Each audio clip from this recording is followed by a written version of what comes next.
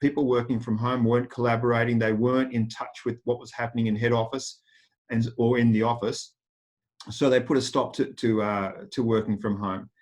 Similarly, I haven't met anybody yet who said, who hasn't said, I can't wait to get back into my office. Now, I'm probably a good example of that. I cannot wait to get back into my office, but I've got to tell you, the little setup I've got here at home, I would say is better than any office I've ever worked in my life. But still, I want to get back to the office. And why? Because I can't collaborate as well at home. I'm missing the serendipitous interaction. The overheard office conversation that leads to a deal or leads to an action in some way. And it's impossible really to collaborate at home. Even meetings, I can't see you can't see people's reactions. You can't read body language really over Skype or over Zoom. So it's an interesting thing. The other thing that's interesting is saving. People talk about, the savings on commute times. And that's obvious. But then there's the inherent fraud of working from home. Some employees will scam the system. Not many, but some might. But sometimes the system's going to scam some employees. For example, a person wakes up, the first thing they do is go turn their computer on. There's no commute. So they'll sit down and they'll spend that first hour, rather than commuting, they're online. And they're spending that last hour online. So the threat, so it's really an interesting one. And people tend to not move away from their home office. Some people feel really, they feel kind of guilty when they move away from their computer, when they're not working, when they're working from home. So that's an interesting one. So that there is a threat that people will take less space now that people can work from home. They might say, instead of taking 10,000 metres, they might say, we'll take 9,500 square metres, because people can work from home. If they need flexibility, they'll just say to people, why don't you work from home? However, people don't get promoted when they work from home. Out of sight, out of mind. Now, that's the one threat that people are telling me about, that people are going to take less space. I don't see it like that. I see exactly the opposite. COVID has probably been it's going to be a wake-up call to the whole industry. So the move towards greater density, everybody moving from 1 to 10, from 1 to 18 to 1 to 15 to 1 to 12. Now everybody's saying they're going to go even further. I think that's over. Social distancing will see a curtailment of that move towards tighter densities. We could see a return to assigned desks. In fact, I think we're going to see a huge move to assigned desks rather than activity-based working or hot desking. This means the tenants will perhaps need more space rather than less space. So we're certainly going to see changes in the way we work and the way in which we manage our buildings. Cleaning regimes will be different. There'll be more touchless entry and exit points. Security gates, doors, lift buttons are all going to have to be changed. So these are things that I think COVID's going to encourage, which means it's a CapEx issue for building owners. It's a technology issue. So they're the little things that are around buildings. The other thing that we're noticing in the markets at the moment is that leasing activity has almost stopped. I say almost because half an hour ago, I just said yes to a little deal in one of our buildings. So it hasn't stopped completely. But I think a lot of the leasing agencies, the major ones in the CBDs, they're all struggling. There's not, it's in an era where you've got social distancing, and when people are working from home, it's difficult to do inspections. If you can't do inspections, you can't negotiate deals. You can't sit across the table and shake someone's hand. So leasing deals have basically stopped. There are a few being done, but not many. And that's a real issue for the market going forward. With leasing deals not happening, it means that the tenants are not being able to move, or they can't move because they can't go and see new space. I see some other, other aspects of the market that I see will change too. If tenants aren't moving, or they're unable to move, or they can't get approval to move, what will happen is that the other building owners, to force tenants to move, they'll increase incentives. And I'm starting to see that now. And I think that there's a lot of people saying that rents are going to go down and incentives are going to go up. And face rents will not go down. Effective rents will probably go down, and yet that's the issue of incentives increasing. Otherwise, I think anybody who, and I've got to be careful, I don't want to make a hard and fast, this is going to happen. These are some of my predictions, but everybody's got a view at the moment, and I don't think anybody has the answer. If this COVID crisis is over in the next 2 months, or it slows down, or we're able to go back to work within the next 2 months, then, you know, we might get back to normal a bit quicker. If it's a 3, 4, 5, 6 month process, who knows what could happen.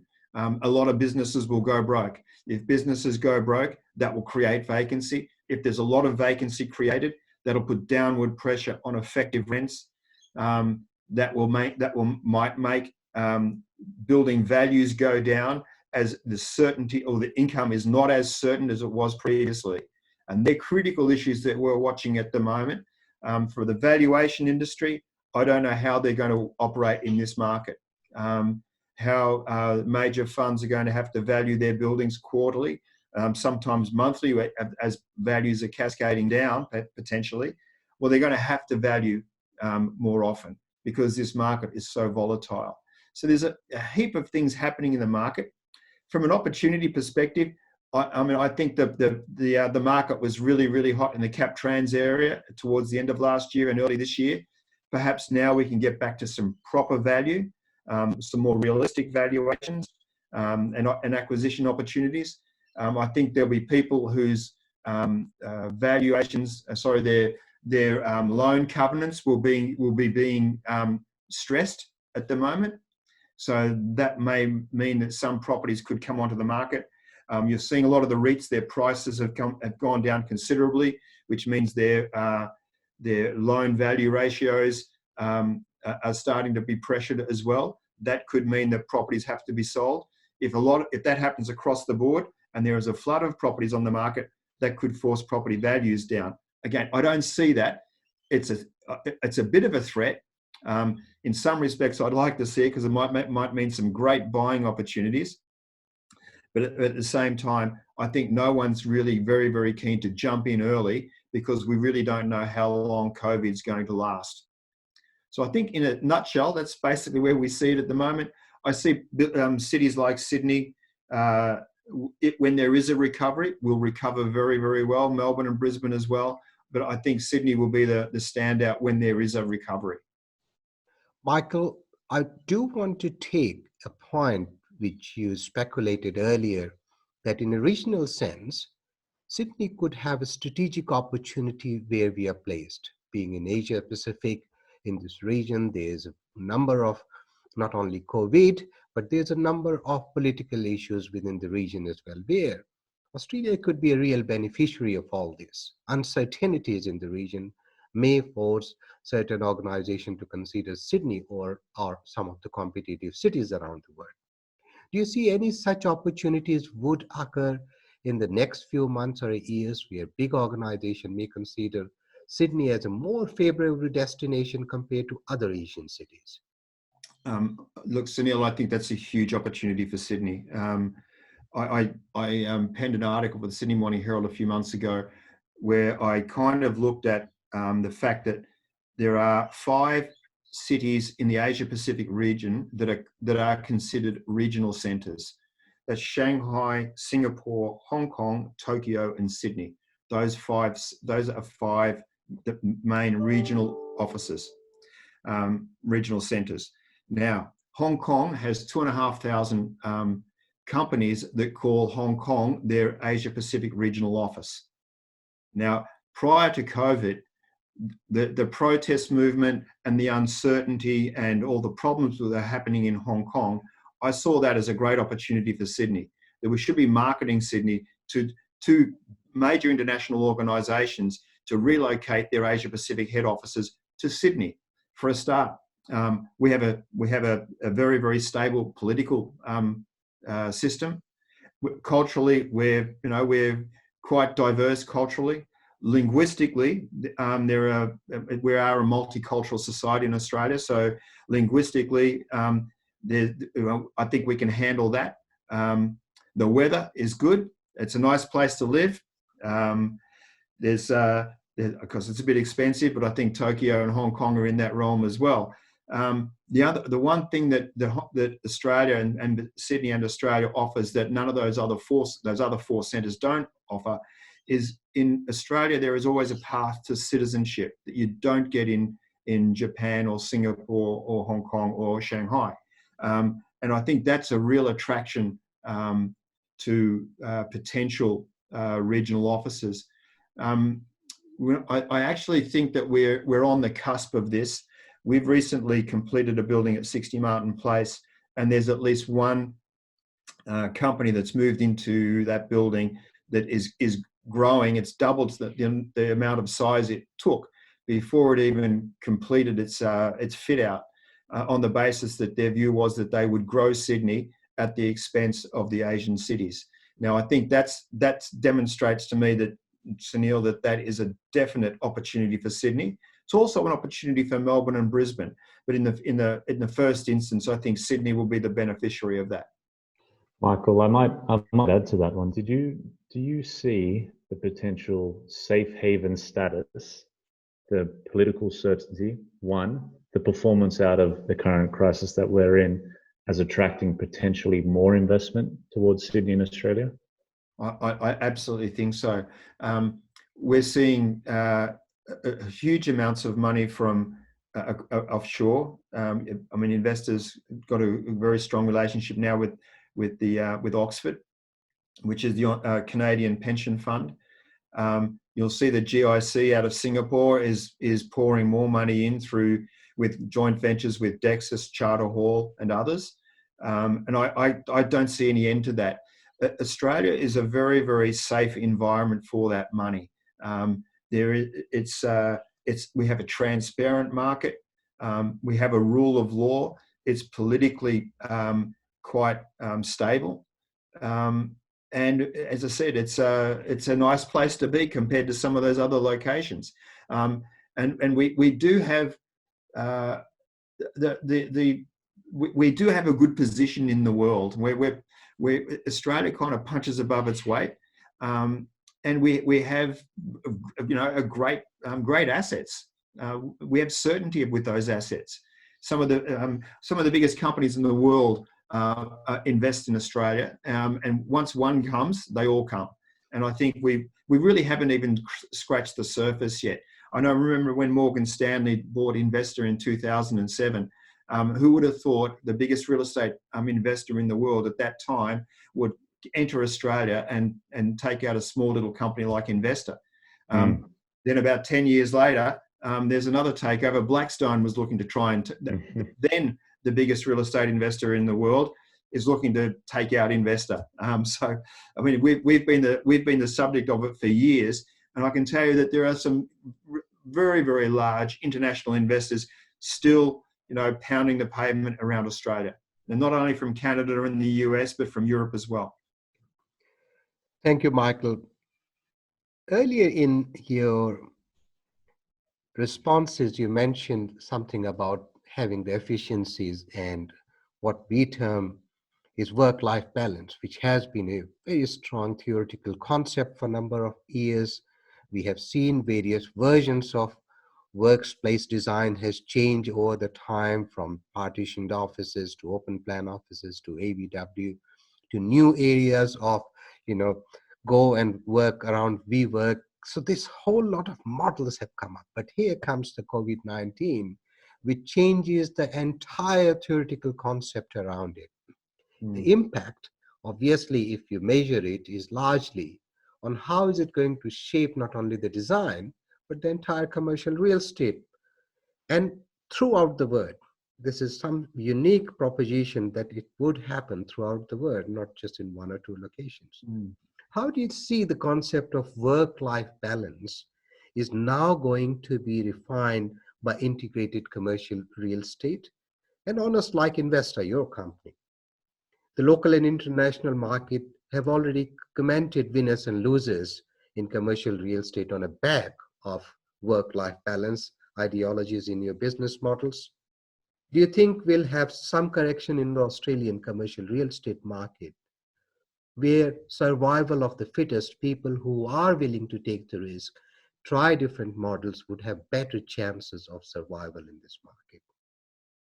Yeah, look, I think the survival of the fittest, the idea of the survival of the fittest, I think that's in every industry. Every industry goes through these periods of rationalization. In terms of work-life balance, I have a very different view of work-life balance.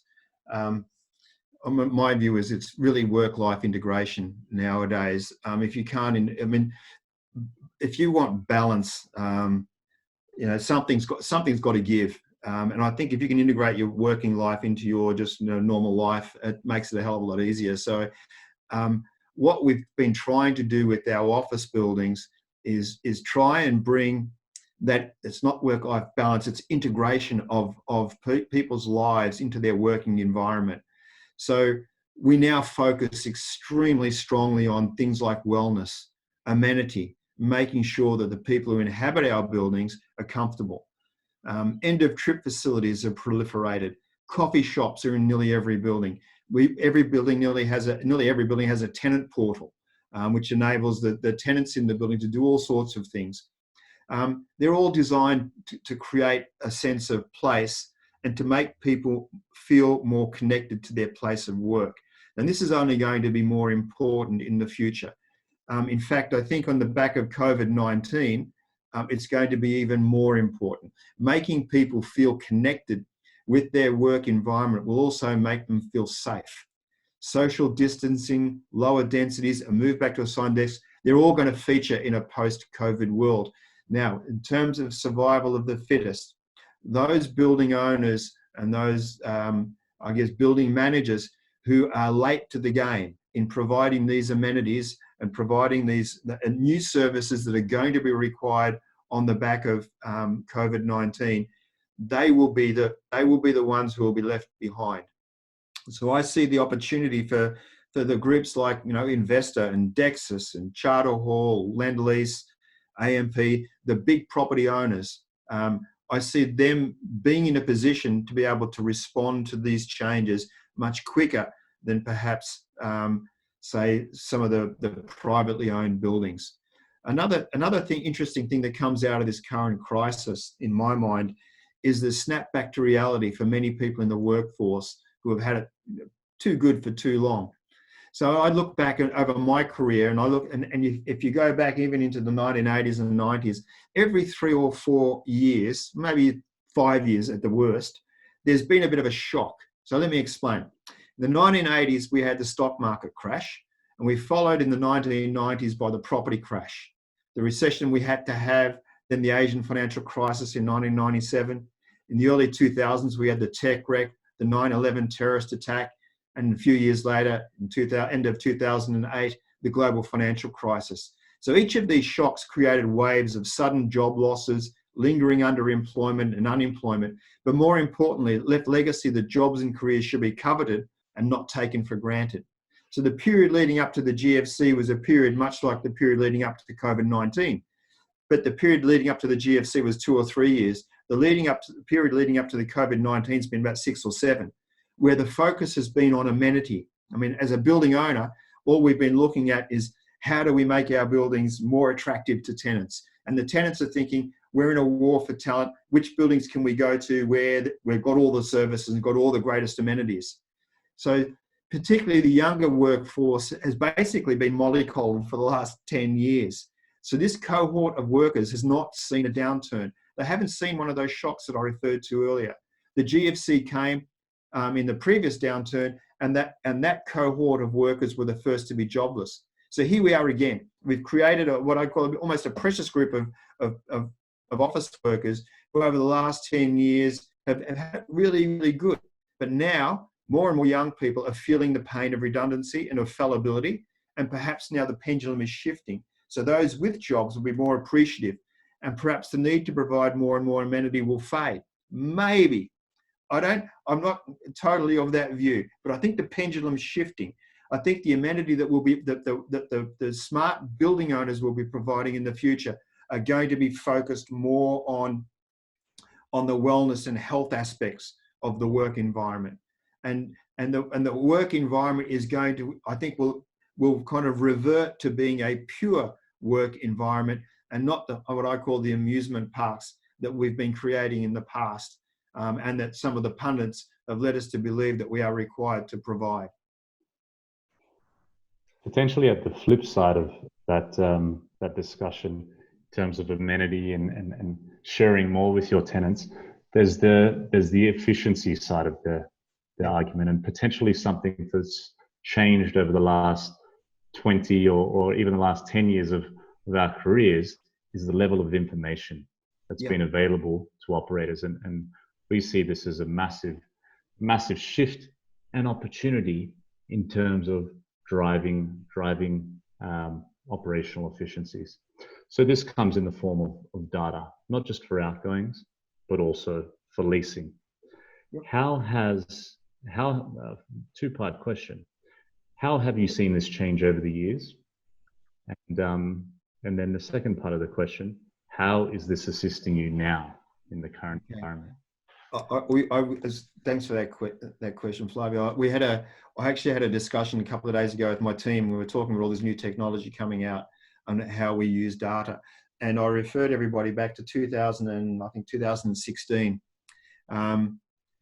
The data, there's a lot of data out there, but no one knows how to use it. Telstra came to me asking how we could get their property costs down 6%. 6% per annum for a 4-year period. Now, as one of their major building owners at the time, I think I went back to the office crying. Basically, what they were trying to do is to work out how they could become more efficient. So we took data from their turnstiles, and we were able to demonstrate to Telstra that every day that Telstra explained to me that they had 4,800 work points in their building in Melbourne, 242 Exhibition Street, which is a 63,000 square metre tower. So they had 4,800 work points. And I was able to demonstrate to them that at any given time, based on that turnstile data, that they only ever had 3,200 people on average in the building. So there was somewhere between 1,500 and 1,800 empty desks in the building every day. So we did a bit of work around that, and we worked out what we'd have to do to make sure the building could handle bringing another 2,000 work points into the building. So we did. After doing more studies, Telstra worked out that even getting 4,000 and a bit people into the building, because of those kind of ratios of when people are in and out, etc., they could put in another 1,000 people into the building. So if you can put 2,000 people into a building without adding space, and you think of the ratio of one person per, say, 15 square metres, which is what they were operating at, that's 30,000 square metres of office space. It's $600 or $700 a square metre. That's $20 million a year. Now their bill in the building was close to $40 million.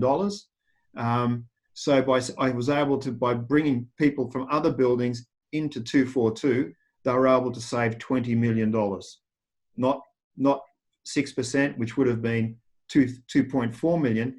It was $20 million. Now that's how you use data. That's how smart operators are using data. Telstra is probably the exemplar in the use of data and the way that they've kind of used the data, or collecting data and then using it. So my team was asking about all these other things that we could do as far as using data. And I just basically said to them, we should be using the data from our cards that we use to get in a lift. When we go through a turnstile, we've got that data. We can do population counts in our buildings. Now, the issue is that these take time, and sometimes it's a bit of effort. Okay, now that the technology is getting better and better and better. We can use that data to give us more information, which will then kind of inform how we use our buildings even more efficiently. And I think that's the issue that will come out of this COVID crisis as well, is the using data to help us use our office space more efficiently, and knowing when the best time it is to use our buildings. I mean, I'm an early riser. I like to get in early, but We've got people in our office who like to come in, you know, very late in the morning and leave late at night. Now, there's a good case there for multiple uses of space. I'm sure there are other organisations who can do that as well. So there's all sorts of ways we can use the data that's available now. And on top of that, there are a whole new series of systems that are being rolled out in buildings. And we've looked at them for 151 Clarence and 60 Martin Place, but they're still in their infancy. So these things are going to emerge and they're going to get better and better. And that's part of the, I guess, the move to prop tech. Some of the prop tech operations that are around at the moment, Willow's a good example. Some of the work that they're doing is extraordinary. That's brilliant, and it's a fantastic example of an industry leading organisation using the information they've got to drive efficiencies. On the flip side of the coin, government as an enabler for A, driving markets, but B, delivering infrastructure to permit and provide for more office space when and as it's demanded. Could you please talk to both of those elements, government as a tenant and government as a driver for efficiency? I can only talk about my own experiences and observations here. So these are kind of my personal views. And the New South Wales and Victorian governments have each embarked on totally diametrically opposed directions in some respects. Victoria has re-centralised government functions into the Melbourne CBD, and New South Wales is embarking on a totally opposite view. They're elected to decentralise government functions from the city to Parramatta. Now, I'm sceptical of the benefit of all of that. It might be cheaper in the longer term, and the separation between the divisions of government, decisions of government, and the machinery of government could prove problematic. Any perceived savings in lower rent could be lost in the inefficiency of distance created when government ministers and their senior bureaucratic staff are separated from the general greater bureaucracy. The other thing that kind of really is interesting, governments can drive this, and to a certain extent, you've got to kind of give some credit to the New South Wales government, as much as I've kind of probably dropped a bomb on them. But for the last 30 years, every government that's come in has said we need to do something in Parramatta. We need to kind of increase office space in Parramatta, and we're all for Parramatta, and they've done nothing. The New South Wales government this time has at least moved people out there. They've done something. So, good luck to them and well done. But where I see that as being a problem is where the New South Wales government is spending a huge amount of money on metro systems and upgrading freeways and roads and rail systems, focusing on the CBD. Okay. And by doing that, they focus on the CBD, then they decide to decentralise. It's kind of crazy. Brisbane did the same. Brisbane is building cross-river rails. They built freeways to get people into the city quicker, and then they allow unfettered decentralisation. Victoria, on the other hand, what they've done in Melbourne in particular, the government there has effectively built infrastructure to draw people into the city, and then they have re-centralised into the city. So organisations like, for example, Myer, they went from the suburbs, moved into the city, into Docklands, which is now part of the city. So when in Melbourne, they've built extra tram lines, and they're building a metro, again focusing on the city. But all the major office buildings now are in the city. They've got their suburban markets are much smaller than they used to be. Sydney's done the opposite. So I can see where government can influence decisions, but sometimes they're their own worst enemy. And I see New South Wales as being where they've kind of maybe done the right thing by building all this great infrastructure, focusing on Sydney and the city of Sydney, but then decentralising some of those bureaucratic functions out of the city is probably a mistake. And So to that point, to some of the levels of stock movement that some of these projects create, for instance, the Sydney Metro withdrawal of stock when the state government was required to go and acquire a number of assets, stripping out the space in the market, causing an enormous price increase, and then adding it back at a later stage, causes considerable fluctuations in not only space, but pricing, which has wider implications for business itself and the overheads that they have to carry. yeah, it's a good point. But I think longer term, the benefit of that, we're going to see the benefit of that, Flavio. I think some of the buildings that were torn down were, I think, 60,000 square meters, 11 buildings. Probably 8 of those 11 buildings were pretty close to the end of their real life, their commercial life. So in some respects, that rejuvenation of the city of Sydney, in like it around Pitt Street, will be fantastic. The building that was sitting on Martin Place that's been torn down was a pretty ugly building, and I don't think it was of the quality that you would want in a major civic area like Martin Place. So I think there's some benefits there as well. Did it create a price rises in the B grade market? It put price rises through the roof, but that's settled down over the last 2 years. So that was like a 2017-18 phenomena. In 2019, the B grade market had really gone to sleep because everybody had made their decisions and moved. So, I mean, there's good bits and bad bits about that, but I guess that's the price of progress. But I think that the city of Sydney, when it re-emerges in 2024 with the metro stations and some really fine buildings above those stations, I think it's going to be better for it. So I think that but the government's intervention in that respect has been sensational. The fact that it's created a huge number of jobs, and that infrastructure has created opportunities for higher density living, for new office locations to emerge. I think when the last couple of elements of that, a link between Parramatta and Sydney, I think now that they've gone and moved people out to Parramatta, I think they're going to need another link, and I think that's that Metro West. I think that's a great idea, but that's probably going to make Parramatta more as a satellite city that can stand on its own 2 feet, rather than having to be kind of primed by government.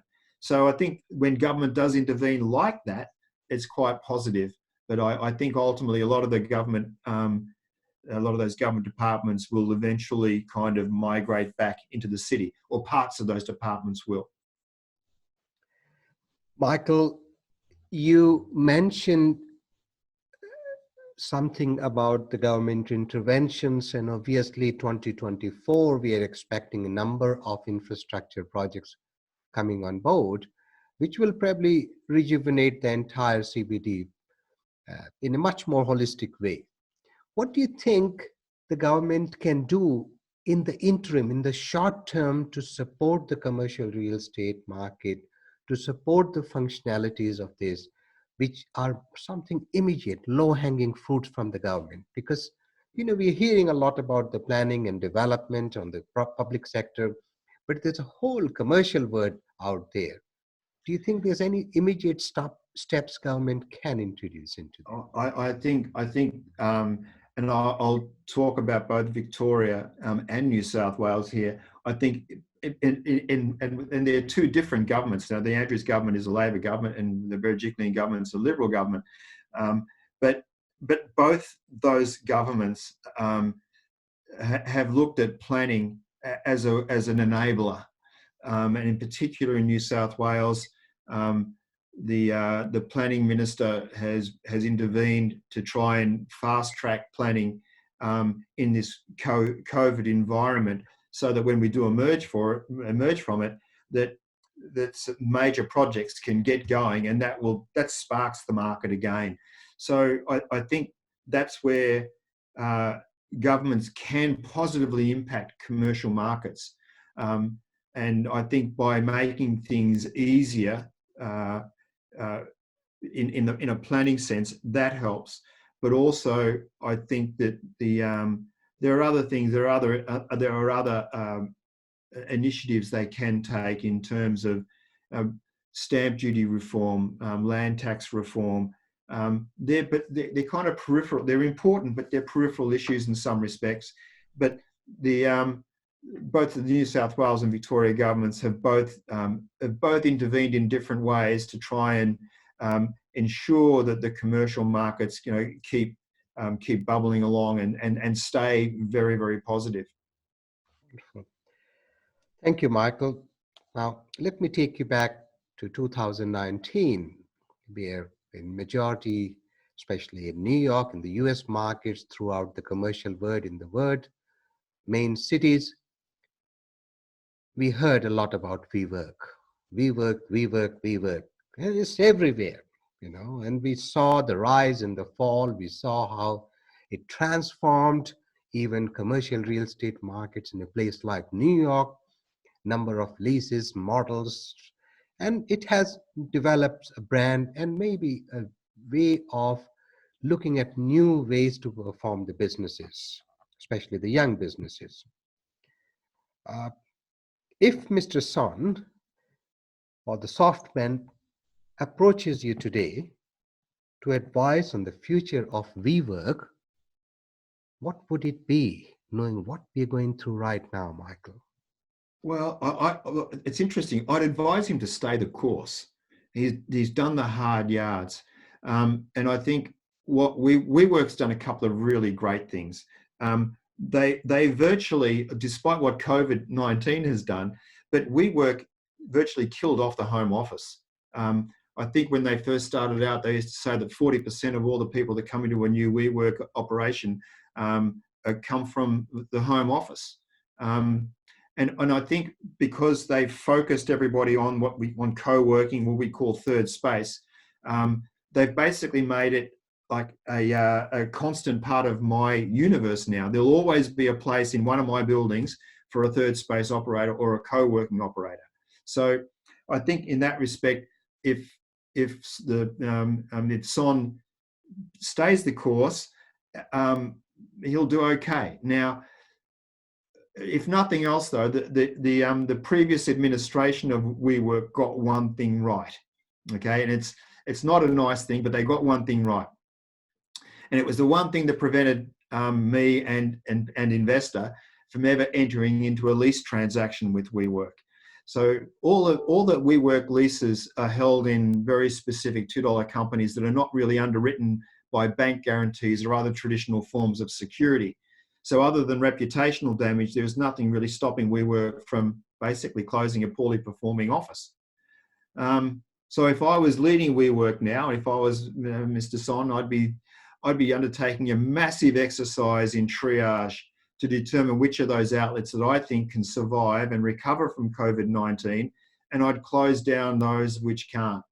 So the turmoil and devastation caused by COVID-19 effectively enables that opportunity.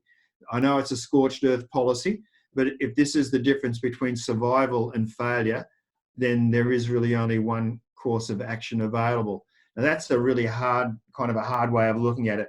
But I can tell you, pre-COVID-19, there were a number of WeWork operations, and this goes for Spaces and the Regis and others, that there are a number of those operations that were trading their heads off, were extremely profitable. And COVID-19 has probably destroyed them in some respects, but they were extremely profitable, and I'm sure they could get back to that level of profitability again. So I think that's why I say stay the course. So what's it going to do to the office market? Well, I can see the return of the small office, home office. It could also see great demand for office space in traditional areas as tenants who have occupied co-working spaces have to go back into the market and occupy space like they used to. 100 square meters of office space, a little reception, little kitchen, so they actually have to lease 120. So when they come back to the market out of their WeWork operations, they're going to have to take more space than they had with WeWork. So that's going to be good for the market. But from just looking back at it from and if I was advising them what to do, I'd be saying, hang in there, keep the good ones, close down the ones that you think are never going to make money, that you might have made a mistake, or the previous administration made a mistake by growing too fast. Close the ones that are no good down, and just go hard on the ones that are doing well. Unfortunately, that probably means that we probably won't do a lot of deals with them unless they can fix that issue with the lease security. But I think longer term, most building owners, I think the more flexible building owners will see that the third space operators and the co-working groups are an advantage. It's an advantage having them in your building, rather than seeing it as being detrimental. If the $2 company effectively puts them on a month-to-month lease, yeah, that benefits their end, could you ever see INVESTA potentially using that ancillary space under its own brand as an investor co-working? Boy, we debated this like you wouldn't believe, Flavio, internally. And COVID-19 has made us realize that we made a good call and we didn't set up our own operation. And one of the things that is really interesting is that if you look at our portfolio, we've got B-grade buildings, A-grade buildings, and premium buildings. We kind of, some of them are really, large buildings, some are small. For us to go into that co-working market, you really, to do it properly, you have to do it. It has to be like a cohesive model. If you have a premium building and a B-grade building, you can't have the same offering in each building and have like a branded investor model. For us, it didn't work because our buildings are so diverse. Our view was that each building, if we were going to have a co-worker in each building's different. The sort of tenants in each building are different. So if you've got a building that's got a lot of financial services people in the building, they don't want people in thongs and shorts, going up and down the lifts. But if you've got a building that's like on the fringe of the CBD, with lots of techie people and lots of startups, yeah, that's the way of the world. And we've got it. That's the way we looked at it. So our view was, okay, so if we had one of those kind of fringy, techie sort of startup-y sort of businesses, and WeWork wanted space in that building, yeah, we'd do that. But would we put them in a building like the Deutsche Bank building at 126 Phillip Street? Probably not. But would we put one of the other operators like a Regus or an executive centre in one of those buildings? Of course we would. So each operation in the third space or the co-working groups, they're all very, very different. And so we saw the ability to be able to pick and choose which of those operators suited the sort of tenants in each of those buildings. And I think that was the model that we adopted. And our view was that what we would do is we would wholesale office space to those third space operators rather than try and compete with them. Because our view was that that's not our business. Our business is to invest in, manage and own office buildings, not to be the actual service provider of flexible space. Michael, are the days of long-term leases over? Do you think the market is coming to an end where 80 or 10-year leases are now going to be big question marks, or do you think that's going to increase in numbers? That's a good question, because everybody tells me if a tenant wants flexibility, and every tenant does want flexibility, but they also want certainty. And a lot of tenants also want something that owners can provide, which is capital in terms of incentives. I want longevity of tenure. I want my tenants in my building to sit there for 30 years. But every tenant is different, and tenants grow and then they contract, and that's why people want flexibility. This is the reason why I like to have a co-working operation or a third space operator in my buildings, because they can be the lungs. As that tenant grows, they can take space downstairs in the third space. When they want to give back space, they can give back space and revert back to their their core facility. The idea of the lease terms, I'm seeing lease terms being longer, not shorter. And that's basically, that's because I think a lot of tenants now are becoming more adept at predicting how much or forecasting how much space they need. And they're becoming more adept at using third space operators for that expansion space. So I think that for me, flexibility is really about providing those tenants with the facilities that they need when they need them, and providing them with the amenity that they need when they need it. And lease term is somewhat irrelevant. Now, if I've got a tenant in one of my buildings, and and they need space, I'll find them space. If they want to give back space and we can both do well out of them handing back space, then I'll help them hand back space. So I can be as flexible as they want me to be within some certain guidelines, as long as mutually beneficial. Thank you, Michael. Flavio, would you like to put any further things to Michael? We have got a perfect opportunity for us, for the professionals, for our students to understand how is this going to impact on the commercial real estate, workplace real estate. No, Michael, I thank you. We've gone from 1990s to 2020. We've gone from being on the ground through to the executive suite, and I think that's why I mean the industry appreciates you so much, because you have the on the ground understanding, but also the decision making lens. So we appreciate you sharing. Well, I personally appreciate you sharing some of that insight. No, look, I appreciate the opportunity, and to you, Sunil, and your students, if you ever need anything, give me a call or send me a note, and I'll do what I can. So I really, really appreciate the opportunity. Anything that I can do to help your students, count me in. So thank you very much. Thank you, Michael. Just on the note of, you mentioned three very important words for us, for our students, but generally as a community and the city, the capital, the incentives, but most importantly, what you mentioned is the certainty. And I think that's what we need to create by having a dialogue, by having an engagement, and not to pursuing simply a good news culture that is all going to be over and hunky-dory will move into the next stage. So on that note of capital, incentive, and certainty, I just want to thank you for your time. And I want to congratulate you once again to say keeping positive and looking at all the opportunity which is presented to us through this time. Times are tough. You have seen it many times before, but I'm quite sure Sydney as a market, as a commercial market, as a center and a beautiful world city would only grow better out of this. Thank you. Thank you, Sunil. Thanks, Flavio. Thank you.